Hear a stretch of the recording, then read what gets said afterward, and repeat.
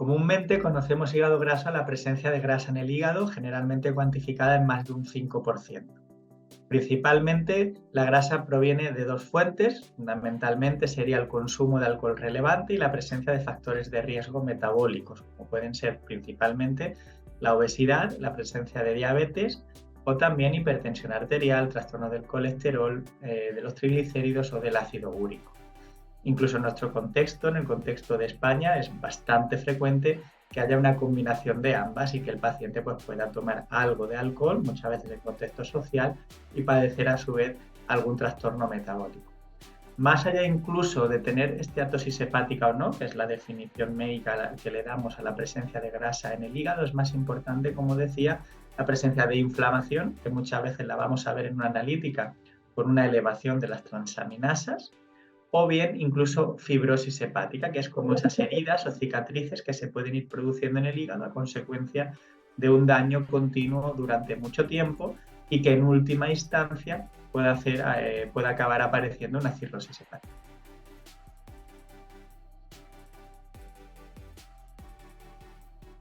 Como anteriormente comentaba, los trastornos metabólicos y principalmente la obesidad y la diabetes son causa de esteatosis hepática, de enfermedad hepática metabólica. De hecho, más de la mitad de los pacientes que tengan un índice de masa corporal por encima de 30, es decir, que tengan una obesidad, y especialmente aquellos que tengan un índice de masa corporal por encima de 40, es decir, que tengan una obesidad severa, van a tener esteatosis hepática. Pero es cierto también, como decía anteriormente, que no solamente nos vamos a fijar en si hay grasa o no, sino también si hay inflamación y si hay fibrosis. Y es cierto y debemos reconocer que ante la presencia de obesidad, y cuanto más severa sea esta, mayor será el riesgo de tener incrementos de inflamación y fibrosis hepática. Por eso, en el contexto de tener un trastorno metabólico como pueda ser la obesidad, tenemos que hacer mucho hincapié en el estilo de vida, en controlar que no existan otros factores de riesgo añadidos, como podría ser, por ejemplo, el consumo de alcohol, que tendríamos que evitar en su totalidad.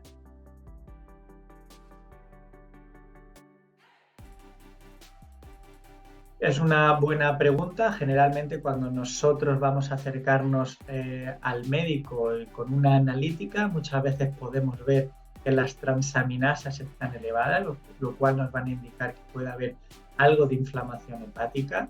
Es cierto que únicamente por la analítica no vamos a poder saber la causa de hígado graso, pero es cierto que si esa analítica la metemos en una fórmula, las transaminasas, con el índice de masa corporal, con los triglicéridos, con el perímetro abdominal, ya sí, de una manera calculada, con una fórmula matemática, podemos más o menos predecir si el paciente tiene grasa en el hígado. Tenemos también un segundo grupo de pruebas, que son las pruebas de imagen, entre las cuales nos podemos encontrar la ecografía o un TAC o una resonancia, si lo hacemos por alguna otra cuestión. Y bien, estas pruebas pueden detectar cuando hay grasa en el hígado. Lo que ocurre es que generalmente, especialmente en el caso de la ecografía, van a detectar grasa cuando al menos hay un 30%. Y decíamos al principio que la enfermedad hepática metabólica o la esteatosis hepática se definía por la presencia de al menos un 5%. Con lo cual muchas veces el paciente se va a someter a una ecografía y si tiene poca cantidad de grasa, incluso la ecografía puede salir normal. Por tanto, no tenemos pruebas fehacientes claras que nos indiquen que el paciente tiene grasa hepática al 100% seguro, sino que muchas veces lo que vamos a hacer va a ser descartar la presencia de otras enfermedades hepáticas que sí que son muy fácilmente medibles y detectables, como pueden ser, por ejemplo, las infecciones por hepatitis B o por hepatitis C. En un contexto, por tanto, de alteración de las transaminasas, si tenemos a un paciente que hemos descartado otras razones o otras posibles enfermedades y tiene factores de riesgo, como claramente se identifica la obesidad, asumiremos que ese paciente tiene una enfermedad hepática metabólica y luego tendremos que profundizar en su diagnóstico y en diferentes elementos para poder establecer un pronóstico acorde a esa enfermedad.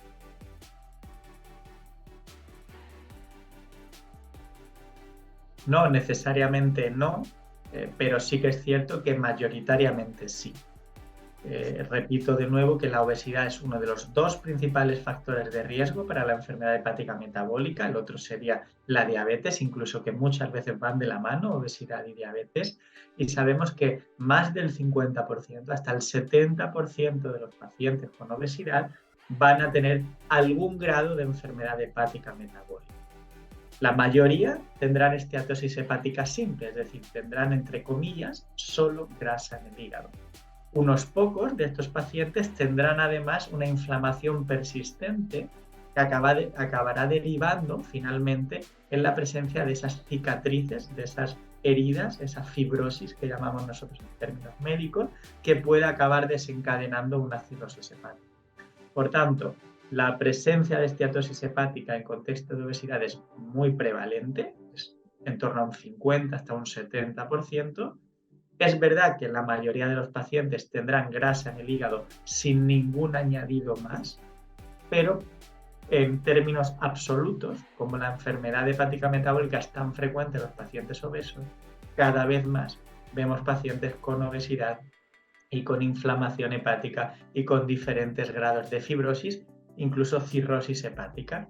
De hecho, y como dato yo creo relevante, ahora mismo la enfermedad hepática metabólica sería una de las dos grandes causas, junto con el alcohol, de cáncer de hígado y de necesidad de trasplante hepático.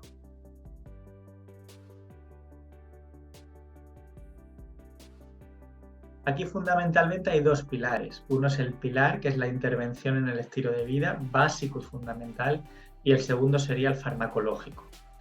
Empiezo por este segundo porque es más breve. A día de hoy no tenemos tratamientos indicados para la enfermedad hepática metabólica en el contexto de la obesidad. Si bien sabemos que en pacientes obesos y que además son diabéticos, algunos fármacos, principalmente agonistas del receptor GLP-1, funcionan bien para el control de la diabetes, funcionan bien porque inducen mucha pérdida de peso en el paciente obeso y además son capaces de disminuir la inflamación hepática. Pero es cierto que su indicación a día de hoy es para la diabetes, no es para la obesidad, no es para el hígado graso, pero es cierto que si hay un paciente que reúna estas tres características, sería un tratamiento indicado. Desde el punto de vista del primer pilar básico y fundamental que comentaba anteriormente, que es una intervención en el estilo de vida, tenemos a su vez dos grandes puntos. Uno es la actividad física y el otro sería la dieta.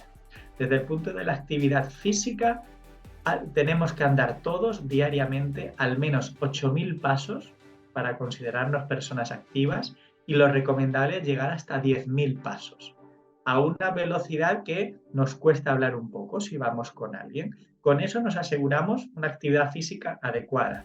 A partir de ahí, evidentemente, si hacemos más, mejor.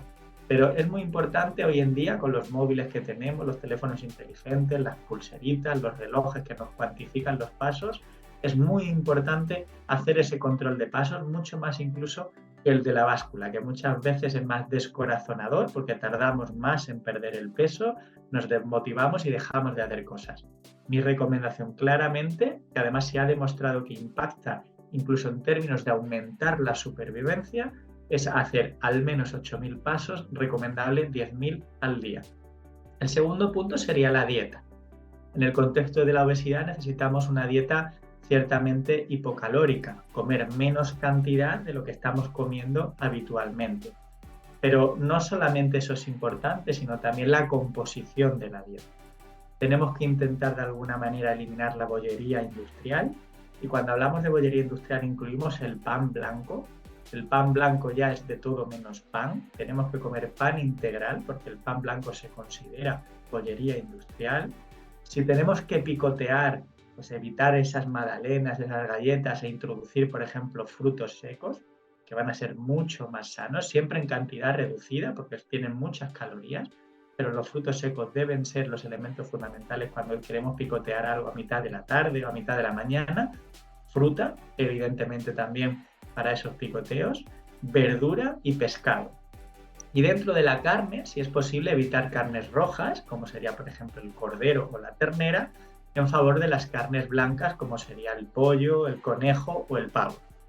Y no solamente eso, sino también la manera de cocinar es muy importante. No es lo mismo un filete si lo freímos en la sartén, así lo hacemos a la plancha. El contenido calórico y de otras sustancias como pueden ser las aminas heterocíclicas, que pueden ser sustancias proinflamatorias, va a ser mucho menor si hacemos algo al horno, a la plancha o al vapor que si lo hacemos frito. De tal manera que si nosotros tenemos un poquito de cuidado entre lo que sería esa actividad física con esos pasos y este cuidado de la dieta, generalmente vamos a cambiar muchísimo nuestra composición corporal y poco a poco vamos a mejorar no solamente la obesidad, sino el contenido inflamatorio y de grasa que tenemos en el hígado.